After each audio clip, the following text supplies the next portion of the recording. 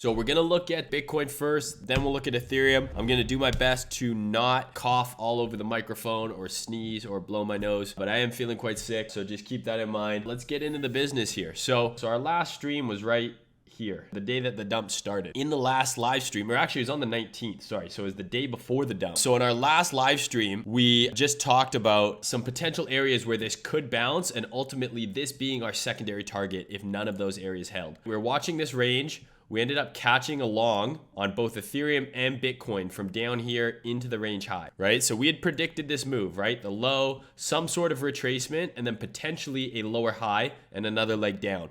So in the last stream, we talked about that 60K fractal, right? How this price action was kind of mirroring this price action. I did the fractal overlay for you guys. I did a bunch of comparisons and we talked about, okay, there's your short trigger, right? Your retrace from here to here. This is right into like the 50% fib, and then a SFP and a dump. And Ethereum did the same thing. We ended up catching longs from here to here.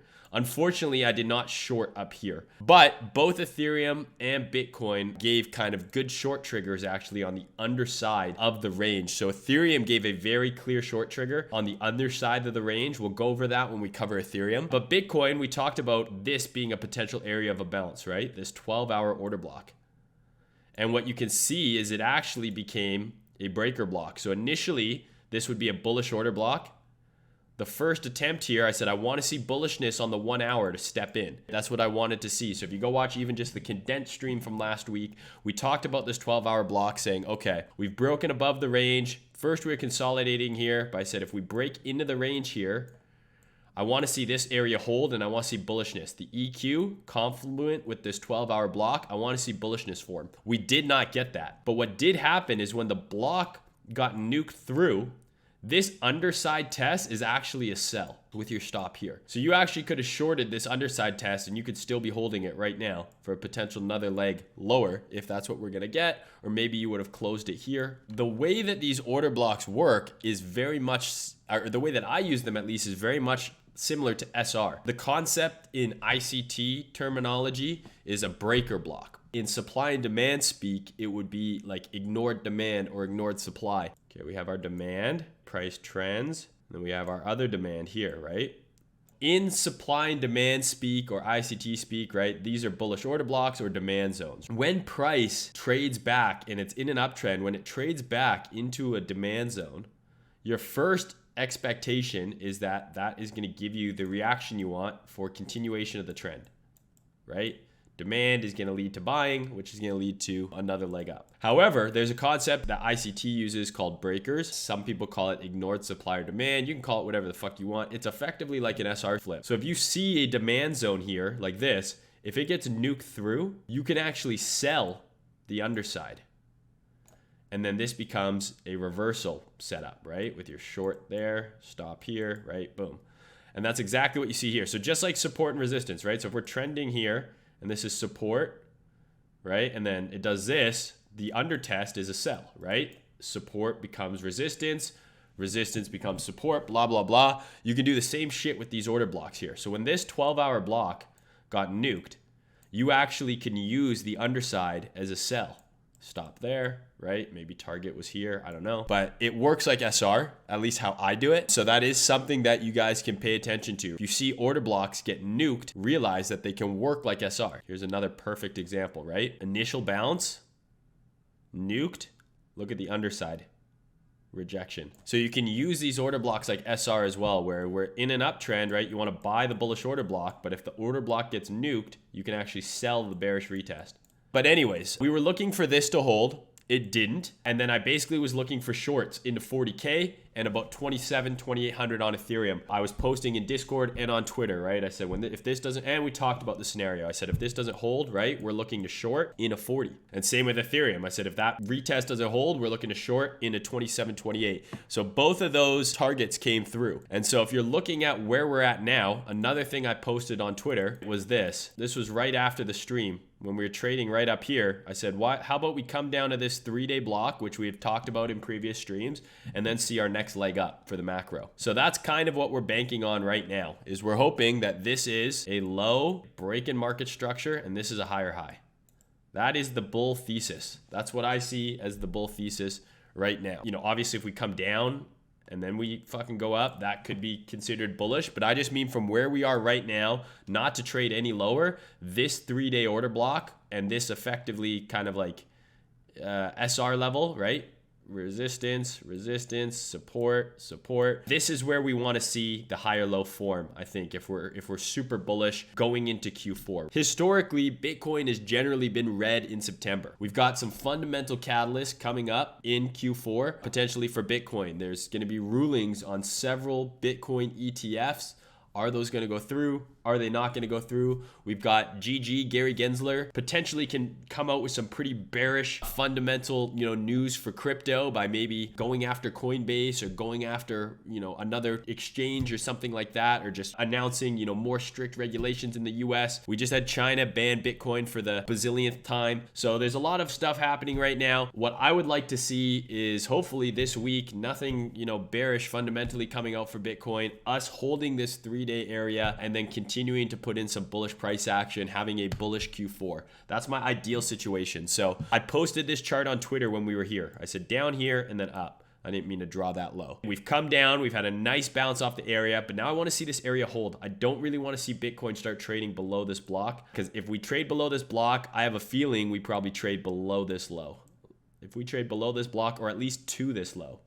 I don't know if we'll go below it, but definitely at least to it. So I'd like to see us hold here for a higher low. This being our low, our higher high relative to here. It's a nice 50% EQ tap, confluent with the 3-day block. So if this is going to be a higher low, this is a good place to put it. This is kind of our point of this last breakout. It occurred here. This is that high time frame order block. So there's a lot of confluence here in terms of why this could be a strong area of support. And hopefully we'll see a follow through with this week's price action to confirm that this is indeed at least a medium term low, and we're not gonna nuke down. The bulls have some work to do, because right now, just looking at this is a clear lower high on the high time frame. Looks like this was your high, this was your low, right? We talked about this for months. I was calling this out in June. I said if we're gonna get a lower high from this dump, it's gonna happen in this area.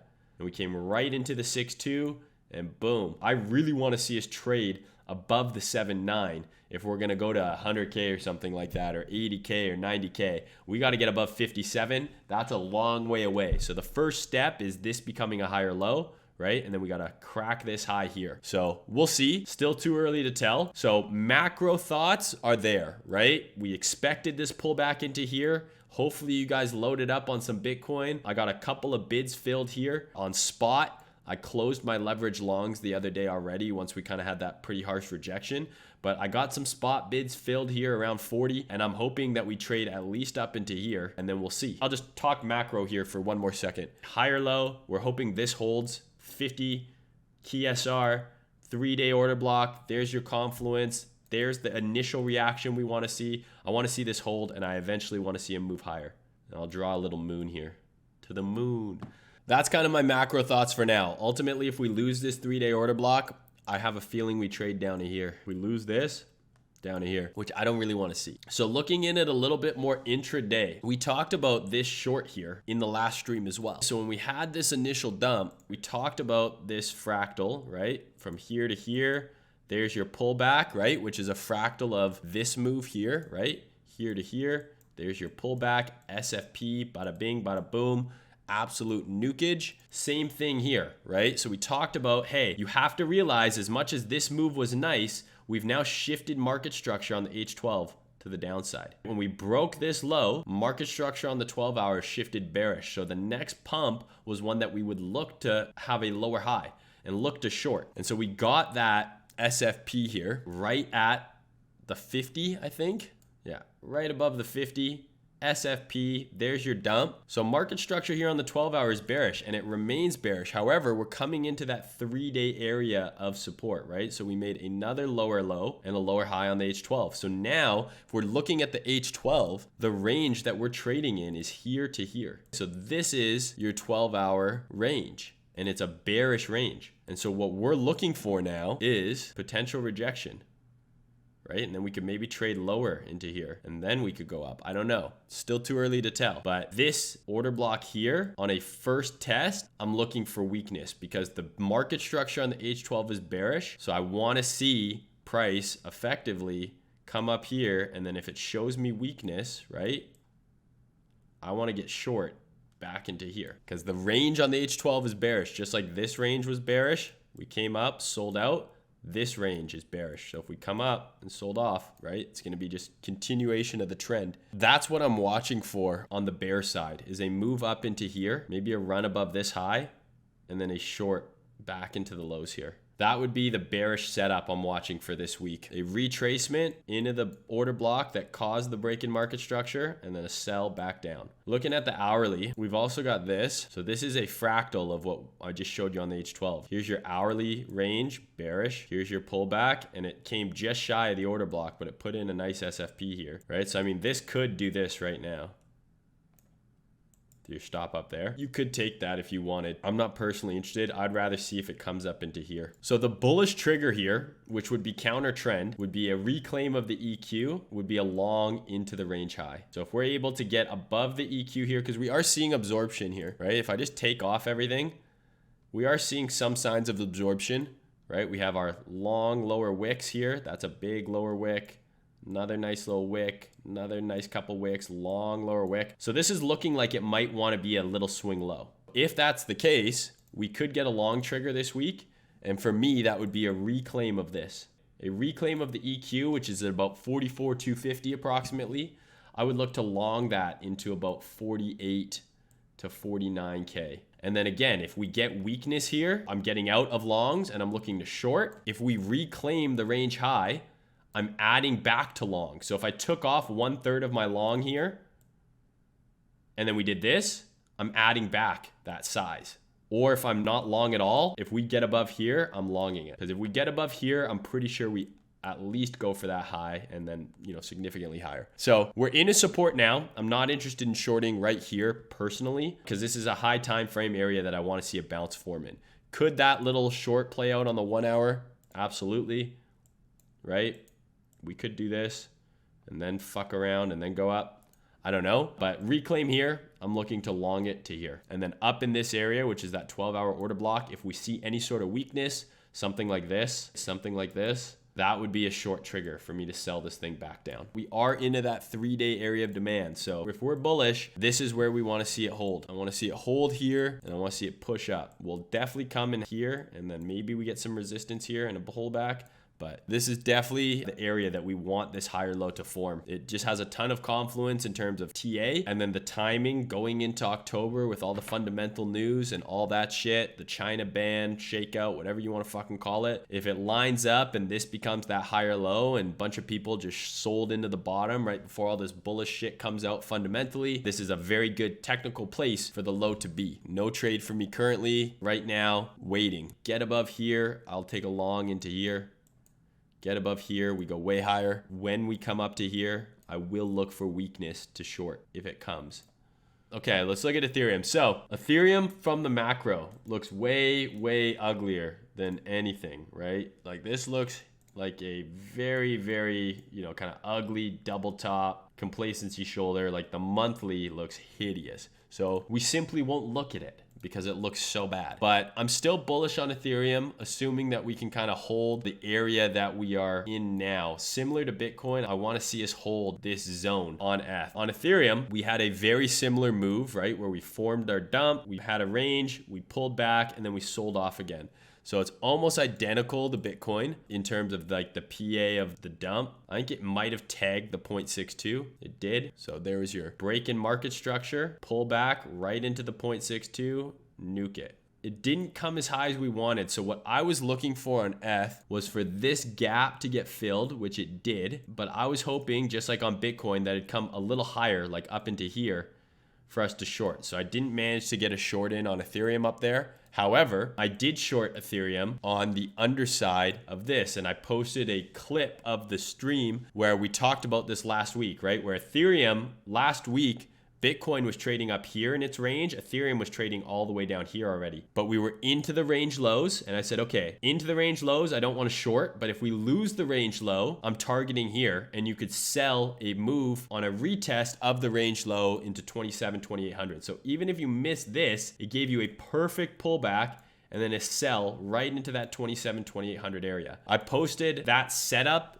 in last week's stream, we talked about this exact setup playing out. And then you can see here, it played out. I posted the clip. I collected my clout points. So Ethereum arguably looks shittier than Bitcoin. It is outperforming on the day, or it did yesterday, because FBTC had a little bit of a bump, but not much. But Ethereum, I want to see get back in the range if it's going to continue, right? So we have a pretty nice low here. If it can reclaim 3150, I think you can long it up to about 3400. So that would be the intraday setup that I'm looking for on Ethereum. Reclaim 3150. I think we can long it in a 3400. And that's a decent move from here to here, 7%. That's a nice little move there that we could capture. So that's what I'm watching for on Ethereum, because I personally didn't long here. I shorted this, have not longed it. Like I said, I've been sick, so haven't been trading much the last couple of days. But that would be what I'm watching for on Ethereum. If we can get above here, long it up into here. Alternatively, if we lose this area where this low formed, right? Similar to Bitcoin, on Ethereum,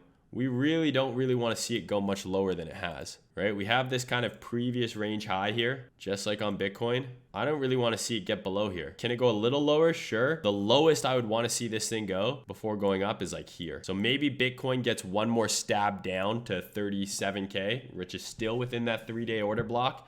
Maybe Ethereum makes one more move lower into here.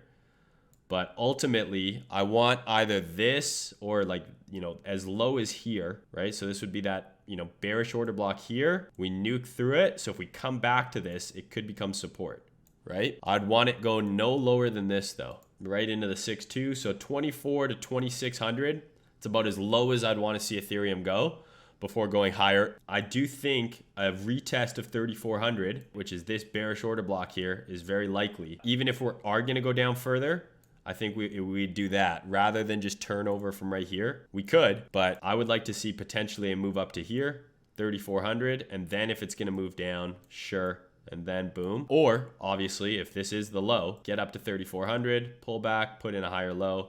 Then this is where we get giga bullish for 5,000. So looking at the intraday, we came into that 12-hour order block. We're putting in some decent PA here. This is our FTA right here, confluent with the range low. So if this is going to dump, it's going to happen from right here. What does that mean? That means if we reclaim this, I think it's an easy long till at least 3,400 and then potentially even into the range high. Market structure on the H12 is bearish, right? So this is our 12-hour range. Right? So this is a bearish range. So the anticipation is a move up here would be for a lower high. But that doesn't mean we can't take a counter trend long, at least into here. And then this would be an area here, I think, where you would look to short Ethereum. We got up here. I think you'd look for shorts in here if given. Back into here. And then maybe that gives us our move lower, or maybe, it gives us a higher low. And then we go up. Get above this high here, 3570 effectively. I think we'll see above 4K again and potentially beyond. Yet to be seen on Ethereum. No trade for me where we are right now. I want to see how we look coming into tomorrow. Are we able to reclaim this range low? If so, I'm interested in taking along into about 3,400, which lines up with that 3-day level that I had marked out, right? 3,400 is effectively right here. That would be your pullback on this leg. But market structure is ugly on the higher time frames. It all depends on how you look at it, right? Like if you want to see this as a daily break in market structure, it is. Right? So the next bounce is a sell, or you can look at it kind of like this, right? Where we have a low, a high, and then this is just a big higher low that we're forming here, right? Make a higher high. That's the ideal scenario, right? Just like on Bitcoin where I have the 3-day block that we just tagged and then up. Same idea here. This is our higher low zone. Let's fucking moon it, mate. Hopefully stocks are bullish on the open tomorrow and Bitcoin and Ethereum move up. Intermediate targets on the upside on Ethereum, 3,400, assuming it can reclaim 3,150. I'd expect 3,400. If you're looking to short, look for short triggers where we are right now. SFP right into our bearish 12-hour order block. This is resistance on both Ethereum and Bitcoin that we're into right now. The week just started, so personally, I'm not interested in taking either of these trades, but I'm showing them to you guys because they are valid. Reclaim here, target here. If you have a plan, why are you scared? So you longed 27.25, which is a great entry. Why are you scared? Where was your entry? Where's your idea wrong? And where was your target? If it hit your entry and it hasn't stopped you out, you're obviously in profit a bunch now. Why are you scared? If you have a plan, you already know what the worst case scenario is going into it, right? So whenever I enter a trade, we're about to drop some knowledge on y'all. Whenever I go into a trade, when I first started trading, I would always say, okay, how much money will I make if this goes here, right? You buy one Bitcoin at 5K and you go, okay, if Bitcoin goes to 10K, I double my money. That's how everyone is wired initially. Your reward first, right? You always think of the reward. How much money will I make if this happens? I want you to challenge the way that you think and think risk first. This is such a better approach to trading because then it helps remove that emotion, right? Reward is tied to making money, which is tied to greed, which can lead to FOMO, which can lead to da-da-da-da-da. Losing money, you're scared, blah, blah, blah. So if you go into the trade thinking risk first, you already know the worst case scenario. So if I'm buying Bitcoin at 5K, my target is 20, let's say, and I make 15 grand. I know that if I go into that trade saying, okay, if it goes to 20, I make 15 grand, all I'm going to be thinking about is the reward. That's the wrong state of mind to be going into that trade. I want to know what is the worst case scenario. That way, when I buy it at 5, if it goes down to 3, I'm not freaking out. And if it goes up to 10, I'm not cashing out early because I know worst case scenario, if this trade goes wrong, I lose $5,000. Okay, what's there to be scared of? I already know the worst outcome. If you go into a trade just thinking of the reward, if it doesn't go your way, you're going to be mentally fucked. Or if it starts going your way, you start getting nervous. Maybe you want to lock in some money. If you go in thinking, what is the worst case scenario? If I get stopped out, I lose X number of dollars. You got nothing to be scared of. You already know if Bitcoin goes from 5,000 to 0, you've lost 5 grand. That's it. You're out for 5 grand, right? And if it ends up working out, yeah, you made 15, but you knew the worst case scenario going into it. So for you, you know where your entry is, you know where your stop is. Yeah, it's choppy right now, but where was your target? Where's your stop? And if it's not at your stop, why are you worried? Just chill, right? If you're really scared, take a little bit off, move your stop up, do some of that stuff. If you want, manage your trade. But personally, when I was early on learning, I tried to fuck with my trade as little as possible. I entered here. Let's say your target on that F long is 3,200. You shouldn't be worried until it gets there. Just chill.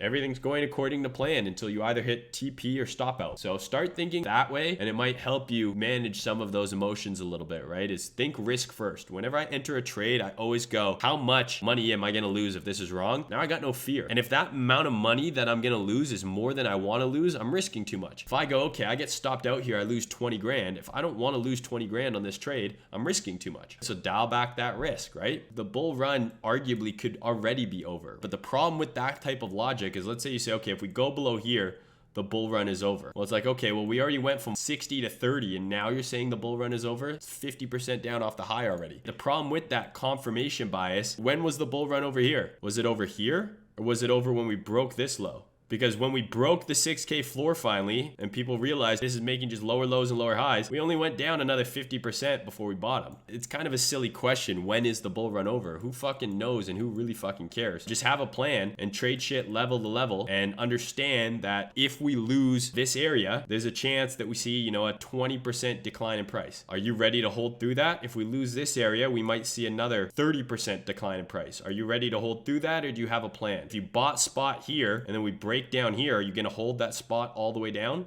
That's up to you. So it's not about like when is the bull run over or not, because realistically, every time we've had a big drop like this, generally it's been the end of a bull run. Maybe we go up like this, but to me, this move isn't even confirmed to go to all-time high again until it's like above like 57. It's like, well, that's only a few $1,000s below all-time high. So that's the problem with that type of like absolutist speaking. So I'm much more interested in just trading level to level. As long as we're holding here, I think we go to here. If we break above here, I think we go to here. And then if we break above here, I think we make a new all-time high. Does that mean the bull run is back on? Well, then you missed from here to here. Whereas I've been, long from here to here, from here to here, from here to here, and then short from here to here. So did I catch the entire move? No, but I've caught most of it, and I've bought and sold along the way. So that's just how I operate, much more of like a trader perspective as opposed to just a hodler. But yeah, you tell me, when did the bull run end in 2018, right? Because you already know the bull run was technically over right here. This was the end of the bull run. But when did it confirm in the chart? That's a very subjective question. Some people might say here, right? Well, when it made that lower low, that was it. Some people might say, okay, well, when it broke the 6K floor, that was the end. But if you tell me the bull run ended here, it's like, well, that means you got bearish right into the fucking bottom before a new bull run started. That's up to you. Whatever time frame makes the most sense to you to watch, you get to decide when the bull run ended. I mean, if you're looking at this on the monthly, a lot of people might say the bull run's already over. You don't often see this kind of shit on the monthly and it end very well. The ETH chart looks even worse. And when is this confirmed back into a bull run? When it breaks through all-time high again? Like, did this bull run not start until we broke through 20K, or did it start earlier? I don't fucking know.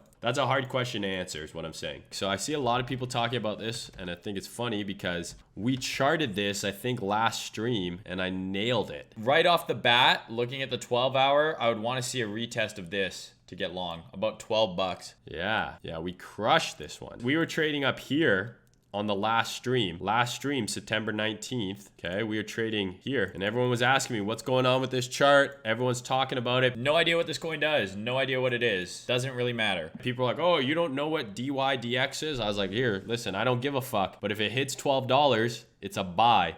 So if we come back to this $12 area, I'm absolutely looking to long this thing. And you can see that was here.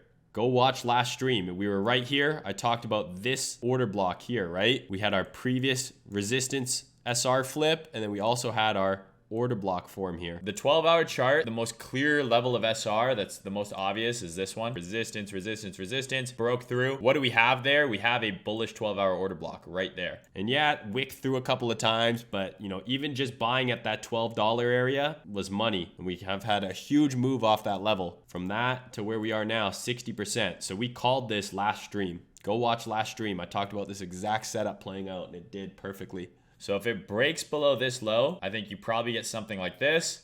And then this is where I'd look to long this thing. And you say you trade crypto. So is it due for a correction? I don't know. Maybe it just made a new all-time high. So if I'm looking at this on the H4, if it comes anywhere to like down here, I'm probably buying it. Previous all-time highs right here, confluent with that H4 order block. So if it comes down here, probably a buy. HBAR, sure. People love this fucking coin. It's probably because credible cryptos always fucking tweet about it, eh? Hedera hash graph. Hedera. Sorry. I wanted to see, actually last week, I think we looked at this coin. I wanted to see it hold here.